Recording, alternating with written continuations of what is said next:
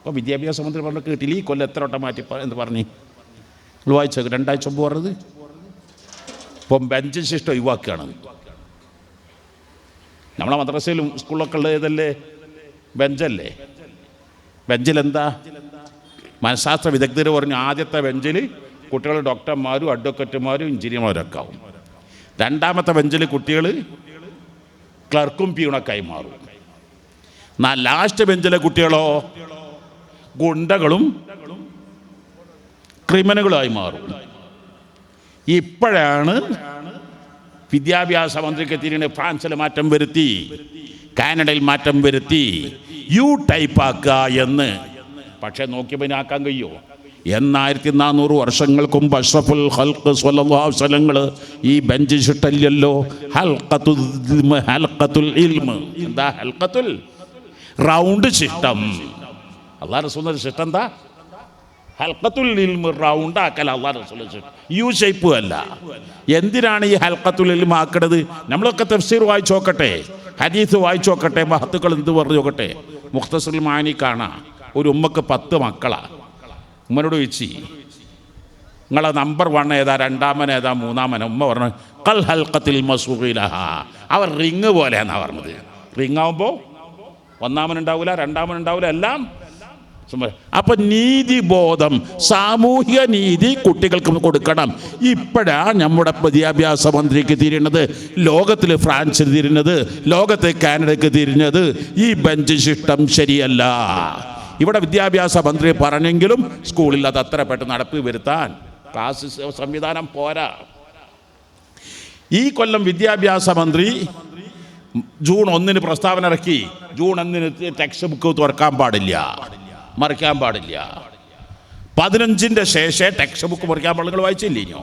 എന്താ? നല്ല പാഠം പഠിപ്പിക്കണം, ഫോൺ എങ്ങനെ ഉപയോഗിക്കണം, ഉമ്മയോടെന്ത് പറയണം, ബാപ്പയോടെന്ത് പറയണം, ജീവൻ്റെ വില എന്താണ്, ട്രാഫിക് നിയമങ്ങൾ എന്താ പഠിപ്പിക്കണം എന്ന്. ഒരു കൊല്ലത്തേക്ക് തിന്നാനുള്ളതൊക്കെ ഈ 15 ദിവസം തിന്നാൻ കൊടുത്താൽ മതിയാവൂലേ? ഒരു ദിവസത്തേക്ക് തിന്നാനുള്ള രാവിലെ കൊണ്ട് കൊടുത്താൽ മതിയാവുമോ? മതിയാവൂല. ഇവിടെയാണ് അല്ലാഹുവിൻ്റെ റസൂലുള്ളാഹിയുടെ ശിഷ്ടങ്ങൾ. ഇനി ദറസുകളെ കുറിച്ച് പറയുമ്പോൾ 1983 മലപ്പുറത്ത് സുന്നി സമ്മേളനം നടത്തുന്നു, സമസ്ത സമ്മേളനം. 4 ദിവസവും ഞാനിന്ന് പഠിക്കുന്ന വിദ്യാർത്ഥിയാണ്, മുതഅല്ലിമാണ്. ആ സമ്മേളനത്തിലുണ്ട്. അന്ന് വിദ്യാഭ്യാസ മന്ത്രി പറഞ്ഞ വാക്ക് ഞാൻ ആലോചിക്കുകയാണ്. വിദ്യാഭ്യാസ സിസ്റ്റത്തിൽ ഇന്ത്യക്കകത്തും പുറത്തും ഓക്സ്ഫോർഡും കേംബ്രിഡ്ജും ഹാർഡ്വേർഡും എല്ലാ സിസ്റ്റങ്ങളും ഞാൻ പരിശോധിച്ചിട്ടുണ്ട്. പക്ഷേ ദറസോളം സുശക്തവും കാര്യക്ഷമവുമായ മറ്റു വിദ്യാഭ്യാസ സിസ്റ്റം എവിടെയും കണ്ടിട്ടില്ല. പള്ളിയിലിരുന്ന് ഉസ്താദിൻ്റെ ചുറ്റും 8 or 10 കുട്ടികൾ വട്ടമിട്ടിരിക്കുന്നു. ഉസ്താദ് കല്ലിൽ കൊത്തിവെക്കുന്ന പോലെ ഒന്നൊന്നായി കുട്ടിയുടെ ഹൃദയത്തിൽ കൊത്തിവെക്കുന്നു. ഉസ്താദ് കുട്ടികളുടെ ഓരോ മൈനസുകളും വീക്ക്നെസ്സുകളും നോക്കി മനസ്സിലാക്കുന്നു, അതപ്പോൾ തിരുത്തി കൊടുക്കുന്നു. കുട്ടികളാവട്ടെ ഉസ്താദിൻ്റെ പ്ലസ്സുകളും കുട്ടികൾ പോസിറ്റീവുകളും കണ്ടെത്തുന്നു, അത് അനുധാവനം ചെയ്യുന്നു. ഈ സിസ്റ്റമല്ലേ ദറസിലുള്ളത്? ഇതല്ലേ അഷ്റഫുൽ ഖൽഖ് സ്വല്ലല്ലാഹു അലൈഹി വസല്ലം തുടങ്ങി വെച്ചത്? ഈ സിസ്റ്റം ഇന്ന് ഓക്സ്ഫോർഡിലുണ്ടോ, കേംബ്രിഡ്ജിലുണ്ടോ? ഓക്സ്ഫോർഡിൽ ഇപ്പോൾ ഒരു പുതിയ ചാപ്റ്റർ തുടങ്ങി, നിങ്ങൾ കഴിഞ്ഞ മാസം വായിച്ചോ? സൗഹൃദം, ബാബുൽ മഹബ്ബ. ഹദീസ് കിതാബ് ബുഖാരി മറിച്ചാലും മുസ്ലിം മറിച്ചാലും എല്ലാ കിതാബിലും ബാബുൽ മഹബ്ബ. ഇപ്പോൾ ഹാർഡ്വേർഡിൽ തുടങ്ങി ബാബുൽ മഹബ്ബ, സൗഹൃദം എന്നൊരു ചാപ്റ്റർ തുടങ്ങി. എല്ലാ വിഷയങ്ങളും ഇലാ ഹദ്റത്തി റസൂലില്ലാഹി സ്വല്ലല്ലാഹു അലൈഹി വസല്ലം. അള്ളാഹുവിൻ്റെ റസൂൽ എന്താണോ തുടങ്ങി വെച്ചത്, അള്ളാഹുവിൻ്റെ റസൂൽ എന്താണോ പഠിപ്പിച്ചത്, അള്ളാഹുവിൻ്റെ റസൂൽ വേണ്ടെന്ന് പറഞ്ഞത്, ലോകത്തിൽ ആർക്കെങ്കിലും ഗണം കാണിക്കാൻ പറ്റുമോ? വേണമെന്ന് പറൽ തിരുമ കാണിക്കാൻ പറ്റുമോ? ആ മുത്തുനബിയുടെ പേരിൽ സ്വലാത്ത് ചൊല്ലുക, ആ മുത്തുനബി വാരി പുണരുക, ആ മുത്തുനബി മനസ്സുകൊണ്ട് സ്നേഹിക്കുക. എങ്കിൽ നമുക്കും ഇൻഷാ അല്ലാഹ് വളരാം, ഉയരാം. തൗഫീഖ് നൽകണേ അല്ലാഹ്. ഇലാ ഹദ്റത്ത് നബി ഇതായിക്കോളല്ലേ ഇൻഷാ അല്ലാഹ്. അപ്പോൾ ദറസി മേഖല മുത്തുനബിയുടെ ശിഷ്ടങ്ങൾ നമ്മളിങ്ങനെ പഠിച്ചാൽ അതിൽ ഓരോന്നിനും എവിടുന്ന് പഠിക്കാൻ തുടങ്ങണം? നമ്മളങ്ങനെ 4ാം ക്ലാസ്സിൽ മുത്തുനബി എവിടുന്ന് പഠിക്കാൻ തുടങ്ങി? പ്രസവിച്ച ഉടനെ പഠിക്കാൻ തുടങ്ങി.